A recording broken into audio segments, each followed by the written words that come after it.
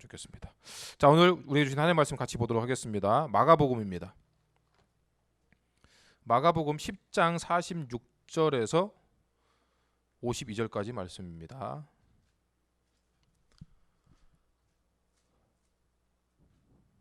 마가복음 10장 46절에서 52절 말씀. 성경책 찾으셨으면 우리 자리에서 일어나서 함께 읽겠습니다. 우리 집에서 예배드리고 있는 친구들도 성경책까지 찾아서 읽겠습니다. 자, 마가복음 10장 46절부터 52절까지 말씀.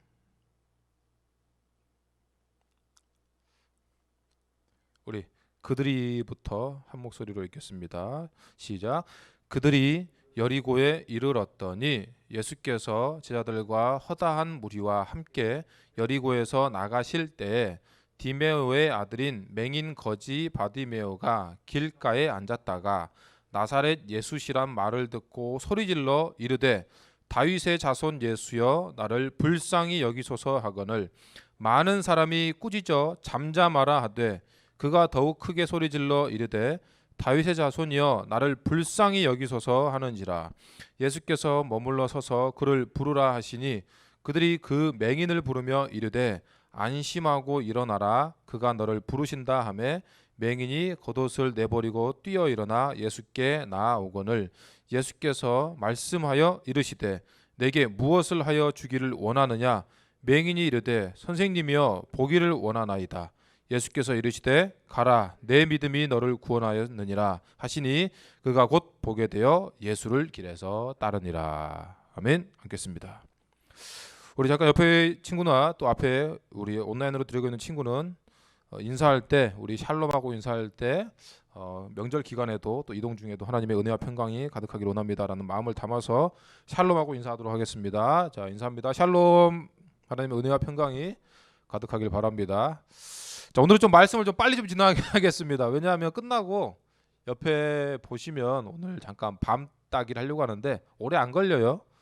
제 목사님이 주중에서 한번 해봤는데 오래 할 것도 없고 한 해보니까 한 20분 정도, 많이 잡아봤자 20분 정도만 될 것 같습니다.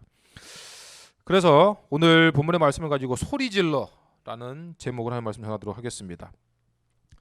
우리가 목사님 이제 자주 이제 그런 걸 좀 같이 좀 이렇게 예화 같은 걸로 좀 이용하려고 하는데 이제 우리가 있으니까 여러분들 앞에 이제 교회 청소년부실 오다 보면 로비에 어항이 있죠. 어항에 지난주부터 네온테트라나 새우 같은 거 물고기를 키우고 있습니다. 여러분들 혹시나 지나가다가 물고기나 새우가 이렇게 여러분들 부르는 거 봤나요? 밥 좀 달라고 아니면 뭔가 이렇게 제스처를 취하든가 이거 좀 눌러달라고 밥 좀. 똑똑한 애들은 좀 그런 게 있다고는 하는데 대부분 물고기나 그런 애들은 못합니다. 그래서 여러분 보시면 아시겠지만 위에 아래 자동으로 밥 주는 기계를 설치해놨습니다. 시간이 되면 알아서 돌아가고 외부에서도 스마트폰으로 누르면 밥이 끼 돌아가면서 밥이 촉 나갑니다. 왜냐하면 걔네들은 밥을 달라고 이렇게 할 수 있는 그런 게 아니기 때문에 알아서 우리가 주인이 줘야 되는 거죠. 그래서 알아서 해놓은 겁니다. 그런데 우리가 신앙생활을 할 때에도 이렇게 생각하는 사람이 간혹 있더라는 거죠. 뭐냐? 하나님께서 내가 배고픈지 내가 뭘 필요로 하는지 아실 것이다. 그래서 알아서 주실 것이다. 때 되면 마치 저 기계가 돌아가면서 때 되면 주듯이. 그렇나요? 우리가 착각하는 것 중에 한 가지가 그건 완전 잘못된 생각이라는 것이죠. 오늘 본문의 말씀이 그와 같다는 겁니다. 보시면 좀 이따 계속 얘기하겠지만 바디메오라는 사람이 있었어요. 보니까 근데 예수님께서 여리고를 지나가실 때 이 소경에다가 또 생 거지였다고 합니다. 성경에서는 거지의 소경 거지 바디메오라고 하는 것이죠. 여러분 내가 소경이든 거지든 하나만 돼도 인생이 진짜 암울할 텐데 바닥 중에 바닥이죠. 소경 거지 바디메오가 이제 삶의 밑바닥에 있는 이 사람이 예수님께서 지나간다는 소문을 듣고 물론 들었겠죠. 예수님께서 죽은 사람도 살리시고 환자도 살리시고 고쳐주시고 그런 얘기를 다 들었을 겁니다. 그래서 그런 희망도 없고 내가 뭔가 나아질 것이라는 기대도 없던 사람이 마지막 희망을 걸고 예수님께서 지나간다는 소식을 듣고 소리를 듣고 외칩니다. 뭐라고 해요? 47절입니다. 나사렛 예수시란 말을 듣고 소리질러 이르되 다윗의 자손 예수여 나를 불쌍히 여기소서 하거늘. 앞에 보이는 것도 없고 아무것도 내가 지금 예수님이 어디 계신지도 모르겠지만 소리 질러서 이렇게 얘기하면 다윗의 자손 예수여 저를 불쌍히 여겨 주시옵소서라고 하는 겁니다. 그런데 그때 사람들의 반응이 어때요? 48절에 많은 사람이 꾸짖어 잠잠하라 하되 그가 더욱 크게 소리질러 이르되 다윗의 자손 예수여 나를 불쌍히 여기소서 하는지라. 무슨 얘기냐면 여러분 거지에다가 소경이었던 사람이 뭐 대로변에 있진 않을 거 아니에요? 저기 옆에 이렇게 있는지도 모르게 존재감도 없던 사람이 갑자기 사람들이 우르르 지나가는데 다윗의 자손 예수 저를 불쌍히 여겨 주시옵소서라고 소리 지른 겁니다. 그 사람들이 뭐라고 해요? 여러분 보세요. 학교에서도 마찬가지입니다. 평소에 존재감도 없던 사람이 뭔가를 하려고 하면 여러분들 그나마 학교에서 친구들이 뭐라고 합니까? 우리 표현으로 야 너 짜져 있어라고 하죠. 너는 저 구석대기가 어울려. 닥치라고 이렇게 하는 거죠. 그겁니다. 성경에서는 꾸짖어 잠잠하라 이렇게 얘기했지만 이렇게 한 게 아닙니다. 얼마나 소리를 크게 질렀겠어요. 내 삶의 마지막 희망을 걸고 마지막 있는 힘을 다해 다윗의 자손 예수 저를 불쌍히 여겨 주시옵소서라고 소리 지르니까 그 옆에 있던 사람들이 시끄럽다 조용하라고. 미쳤나 이게. 그리고 잠잠하라고 하는 거죠. 네가 뭔데 감히 예수님의 이름을 부르냐. 저 옆에 그냥 네 원래 자리 저 구석대기에 가서 가만히 있어라고 하는 거죠. 그런데 이 사람이 바디메오가 그 말을 그래 나는 원래 찌질이었으니까 짜져 있어야지. 그랬으면 이 사람은 평생 그냥 눈 못 뜨고 거지로 그냥 지냈을 겁니다. 근데 그 말을 받아들이지 않고 사람들이 넌 짜져 있어라고 할 때에도 더 크게 소리 높여지는 거. 다윗의 자손 예수 저를 불쌍히 여겨 주시옵소서라고 더 크게 소리치는 겁니다. 얼마나 간절했겠어요. 그랬더니 49절에 예수께서 머물러 서서 그를 부르라. 이제 부르라고 하는 것이죠. 하시니 그들이 맹인을 부르며 이르되 안심하고 일어나라 그가 너를 부르신다 하며. 여러분 나중에 여러분 이렇게 어떤 여자가 있으면 옷자락을 만져서 교영이 고치는 것도 봤고 예수님이 그 사람의 상태를 몰라서 그럴까? 꼭 그렇게 크게 소리를 질러야 예수님께서 들으실까? 그건 아닌 것 같습니다. 왜냐하면 여러분 우리가 바디메오가 그렇게 크게 소리 지르고 간절하게 불렀다는 것은 그만큼 절박하다는 거죠. 이 사람의 삶이 그 예수님께서 나를 도와주시지 않으면 저는 아무것도 할 수 없습니다라고 하는 간절함이 있었기 때문에 예수님께서 그 사람을 보시고 그 사람을 불렀다는 겁니다. 그 사람이 이제 예수님께서 그 부르신다는 이야기를 들을 때 이 사람이 얼마나 간절했는지가 그 사람의 행동에서 나옵니다. 50절이죠. 맹인이 겉옷을 내버리고 뛰어 일어나 예수께 나아오거늘이라고 합니다. 여러분 우리가 지금은 옷이 넘쳐나기 때문에 이 옷 뭐 하나 누구 주는 거 뭐 없습니다. 근데 이 옷이 그 당시에는 정말 이 옷감이라는 것 자체가 귀했죠. 여러분 왜 그런 거 어떤 것에서 볼 수 있냐면 예수님께서 돌아가실 때 여러분 누가 입던 속옷 여러분들 나눠서 가질 수 있나요? 야 이거 성원이가 입던 속옷이라 내가 입을게. 버리려면 놔주라. 이렇게 할 수 있을까요? 못해. 우리는 지금 너무 많으니까. 근데 그 당시에는 옷이라는 게 평생에 한 벌 두 벌 가지고 평생 살았습니다. 그래서 옷이 귀하니까 예수님께서 십자가 돌아가실 때 그 옷을 다 뺏어서 자기들이 나눠 가지는 겁니다. 그리고 속옷도 우리가 이렇게 넘치는 그때는 속옷도 없는 사람들이 많았어요. 그러니까 그 속옷을 제비 뽑아서 나눠 가지는 겁니다. 그만큼 옷감이 귀하고 특히 이 거지 바디메오한테 이 옷은 내 전 재산이나 다름없죠. 그런데 그것을 내버리고 예수님께 이거 필요 없다. 나 예수님이면 된다라고 하는 간절함이 여기 묻어 있는 겁니다. 그래서 왜 그렇게 했냐면 예수님께서 내 기도를 들으시고 내 간절함을 들으시고 분명히 내 이 믿음에 대한 응답을 주실 것이라는 확신이 있었기 때문에 이렇게 가능한 겁니다. 그런데 여러분 보세요. 그런 간절함이 없으면 보험을 듭니다. 그러니까 보험이라는 게 물론 그런 게 아니라 내가 예수님께 갔다가 예수님께서 기도를 안 들어주시면 다시 와서 이 옷을 입어야지라고 할 거죠. 그러면 이렇게 옷을 내던질 수가 없어요. 이거 필요 없다. 앞만 보고 달리는 사람의 특징이 뒤를 돌아보지 않습니다. 신앙은 그래야 돼요. 내가 예수님을 믿는다고 하면 예수님만 바라봐야 됩니다. 그런데 내가 예수님을 바라보면서도 예수님이 아닐 것 같으면 좀 돈도 좀 있어야 될 것 같고, 친구도 좀 있어야 될 것 같고, 내 건강도 있어야 될 것 같고, 내 자존심도 좀 있어야 될 것 같고, 그분을 바라보지 못하면 내 주변에 있는 다른 것들을 내가 쉽게 던지지 못합니다. 그런데 초반에 했던 이야기 왜 이렇게 부르짖었느냐? 여러분 마태복음 6장에 보면 우리가 많이 알고 있죠. 들의 백합화를 봐라, 저 새를 봐라. 하나님께서 다 먹이시지 않느냐, 입히시지 않느냐, 하물며 너희일까 보냐. 그러면서 이렇게 하는 겁니다. 오늘 있다가 내일 아궁이에 던져진 들풀도 하나님이 이렇게 입히시거든. 하물며 너희일까 보냐. 믿음이 작은 자들아, 그러므로 염려하여 이르기를 무엇을 먹을까, 무엇을 마실까, 무엇을 입을까 하지 말라. 이건 다 이방인들이 구하는 것이다. 하나님께서는 이 모든 것이 너희에게 있어야 할 줄 다 아신다. 우리는 여기까지 알죠? 그런데 여기까지가 끝이면 문제가 돼. 다 아시니까 하나님 다 아시잖아요. 왜 안 주세요?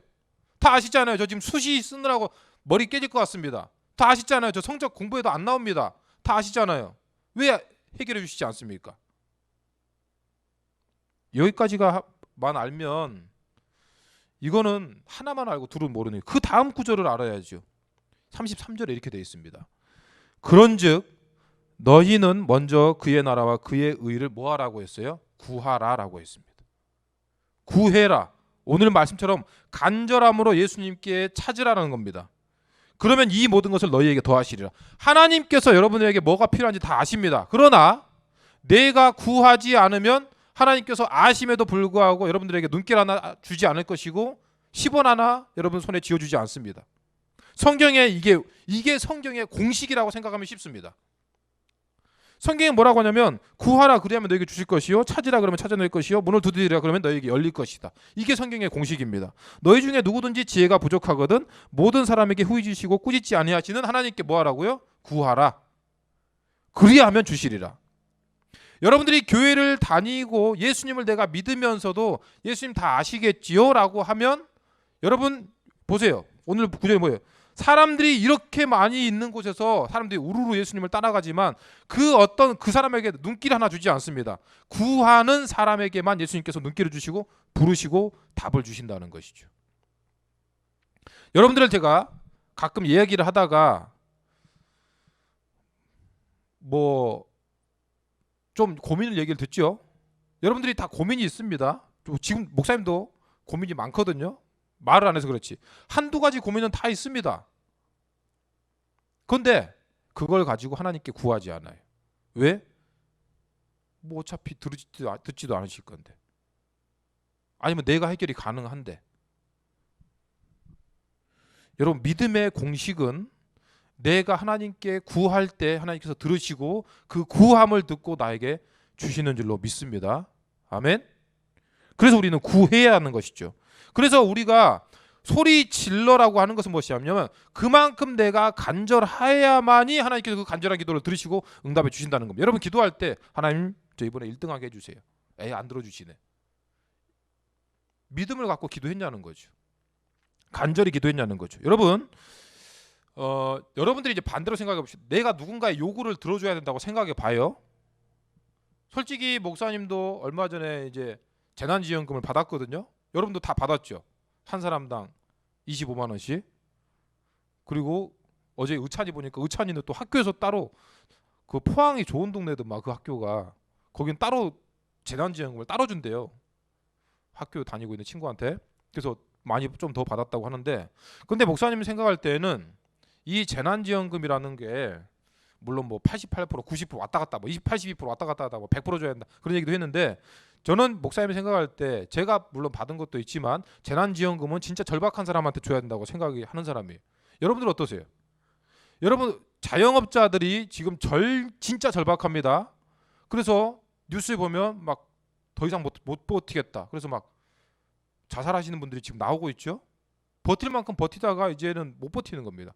원래는 그분들을 도와줘야 돼요. 얼마나 절박하면 저기 서울 시내 나와서 막 차 끌고 나와서 막 우리 좀 도와달라고 그렇게 간절하게. 솔직히 여러분들 나 지금 25만 원 받아서 여러분 네이버 검색해 보시면 그 25만 원 가지고 편의점 가서 갤럭시 워치 사야지 그런 사람 겁나 많습니다. 갤럭시 워치 사는 사람한테 왜 25만 원을 줘야 되냐는 거지. 기도는 우리가 그만큼 간절하게 구할 때 하나님께서 그 간절한 기도를 들으시고 그 간절함에 응답하신다는 것이죠. 여러분, 예수님을 만나고 삶의 문제가 해결받기를 원하고 내 어떤 문제에 대해서, 고민에 대해서 정말 변화가 되기를 원한다면 여러분, 그걸 가지고 하나님 앞에 간절히 구해야 됩니다. 하나님 주세요 이렇게 할 수도 있지만 내가 그걸 가지고 정말 간절히 기도해야죠. 이 바디메오가 어땠어요? 주님 저에게 주십시오라고 할 때, 야, 뭔 너 이렇게 기도를 그렇게 크게 하냐? 짜져 있어. 조용해. 그냥 집구석에 가서 혼자 기도해도 되잖아. 그렇게 필요할 때가 있지만 내가 진짜 간절히 원한다면 하나님 앞에 정말 목숨 걸고 기도해야 됩니다. 내 진로, 내 공부, 때는 학교의 문제, 친구와의 문제, 부모님과의 문제, 또 내 어떤 삶의 마음의 문제들이 있을 때 여러분 그거 가지고 고민은 하지만 그걸 가지고 간절히 내가 기도해 본 적이 있냐는 거죠. 하나님께서 내 기도 들어주시지 않는다? 당연하죠. 내가 간절히 기도하지 않았는데. 사람들이 이렇게 많이 있어도 간절히 구하는 사람에게 예수님께서 눈길을 주신다는 겁니다. 뭐라고 해요? 주님 저를 불쌍히 여겨 주시옵소서. 그때 예수님께서 하시는 말씀을 들어봅시다. 51절 예수께서 말씀하여 이르시되 내게 무엇을 하여 주기를 원하느냐? 맹인이 이르되 선생님이여 보기를 원하나이다. 여러분, 그래서 여러분들 기도할 때 내가 무엇이 가장 절박한지 알아야 됩니다. 여러분 눈 한번 감아보세요. 지금 나와 있는 친구들 눈 한번 감아보세요. 내가 지금 태어나면서부터 지금까지 본 적도 없고 그리고 생 거지입니다. 그런데 예수님께서 오셔서 내가 너에게 무엇을 해주기를 원하냐라고 물으실 때 여러분은 뭐라고 얘기하겠어요?